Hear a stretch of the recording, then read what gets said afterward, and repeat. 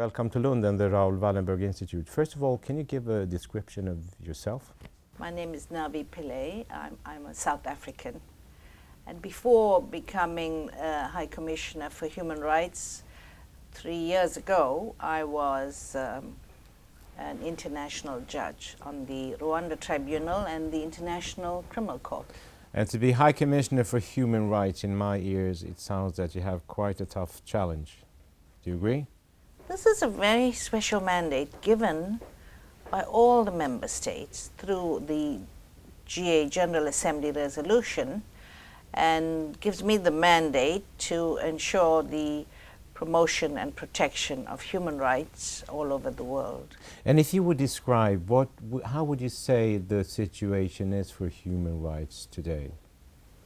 I will say for that kind of mandate, I'm empowered to monitor and watch out for all the gaps and violations. And I would say that there are some very critical situations where there are conflicts. For instance, in Sudan and Syria right now. But there are long-standing problems of discrimination, long-standing problems of lack of economic rights all over the world. So I attend to eminently critical matters as well as long-term matters, all geared towards getting states to honor their own obligations to protect human rights. And would you say, are things going in the right direction or are things getting worse? Well, I am personally full of hope because, as I'm going to say in my speech later, there are so many human rights mechanisms now where we can call upon states to carry out their obligations. And so much effort is being done by governments all over the world. Civil society is much stronger now. Today's young girls, for instance, will not put up with the kind of discrimination against women that my generation did. So I see a steady progress in the protection of human rights and a building of human rights culture. But if you say civil society, but how powerful is civil society compared to governments and leaders of states? Governments are always more powerful, but the power has been given to them by civil society. And not always, though.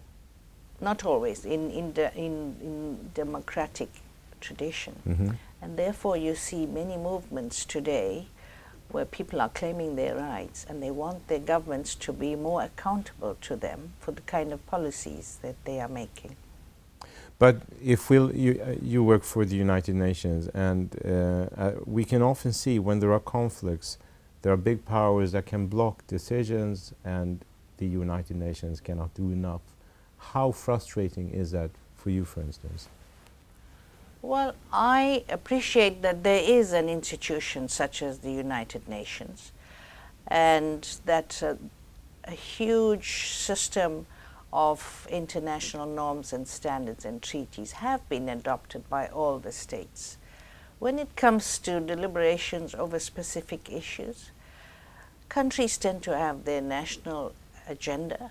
Regions tend to have their regional agendas. Then there's a north-south divide, there's a rich-poor divide.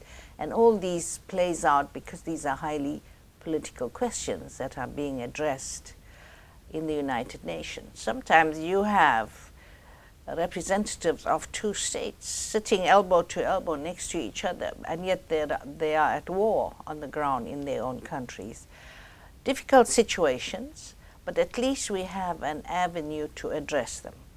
I am constantly urging states not to look at human rights from their political lens or from their political agendas, but to call upon the universality of human rights and that everybody should respect all rights of all persons. I constantly remind them to keep the discussions at that level. But at the same time, you mentioned Syria. We won't go into details, but that's a good example of where one or two big powers can block very much of what the rest of the world wants. Isn't that quite bad grade for the United Nations?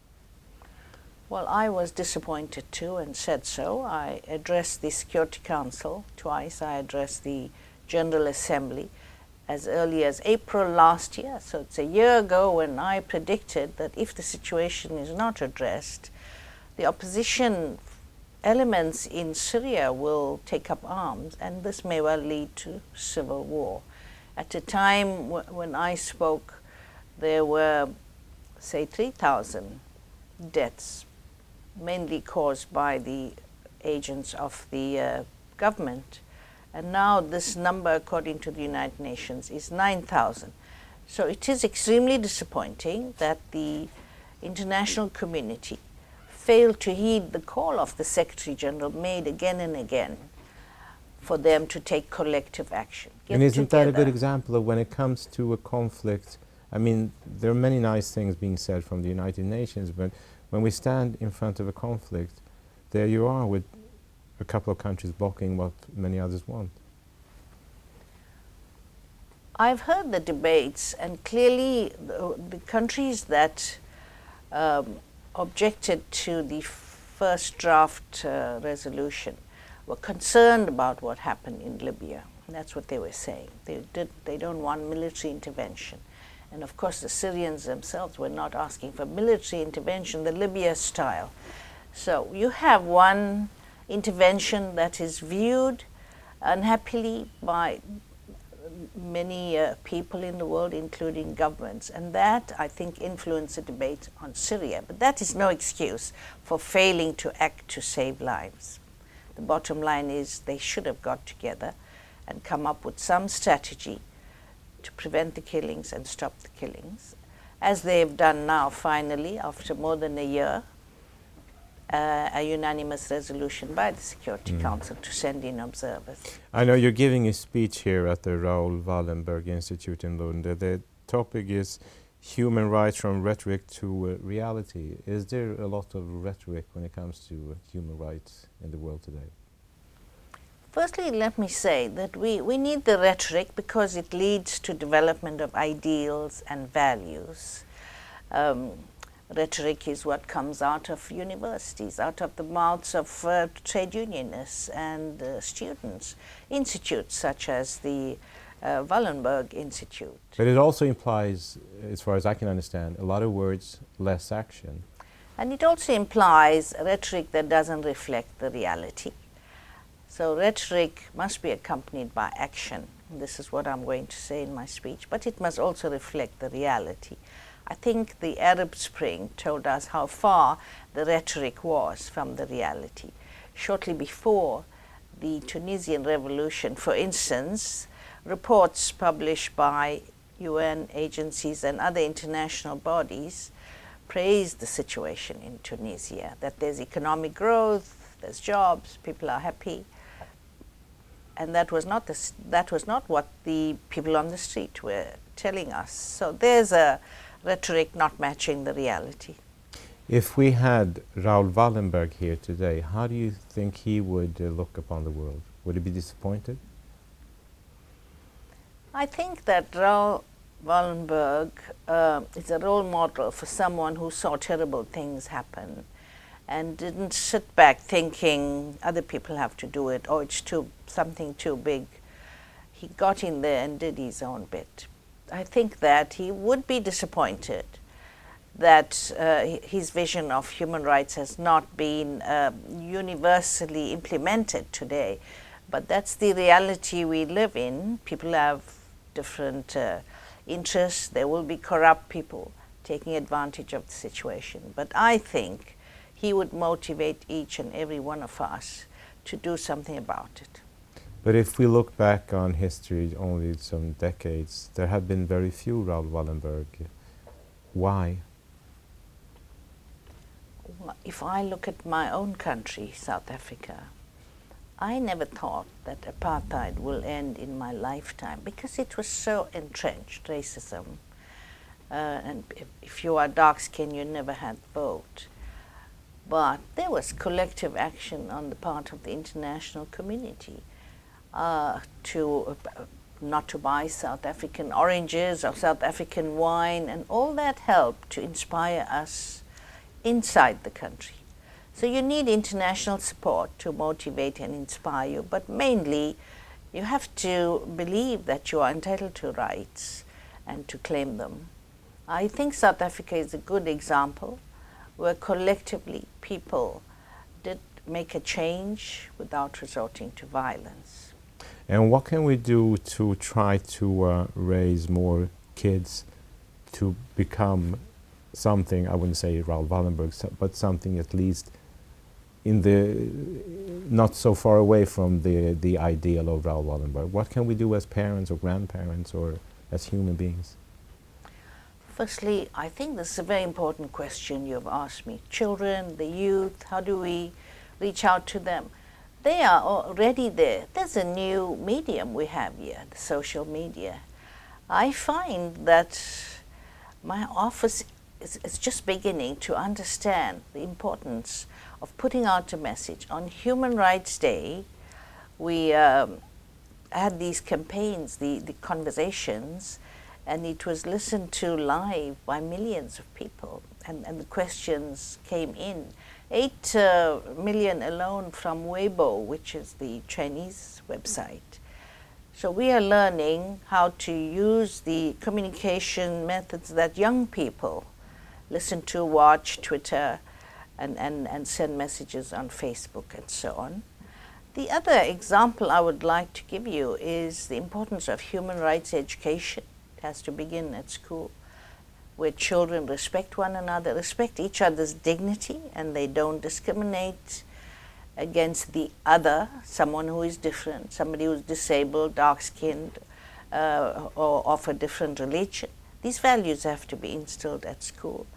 I saw this in a school run by UNRWA, the UN institution for education in Gaza. This was a girls' school.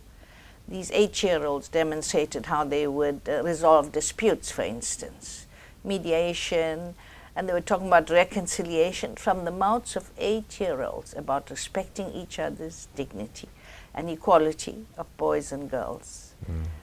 A good start. My office promotes human rights education. We have tools for them, and we distribute these materials. And to go back a bit, you think social media can be important in the improvement of the political situation in the world? I think that social media can. We saw it happen in Egypt and Tunis. And people are hungry for these messages. They know there is such a thing as human rights. They don't know exactly what it is. So what I say is what they've been asking for is civil and political rights, freedom of expression, freedom of assembly, freedom to protest. And they've been asking for economic and social rights and cultural rights, a right to a job, for instance, employment, proper salaries. The Occupy Wall Street and Occupy other cities have spread all over the world. And what is it that the people are asking for?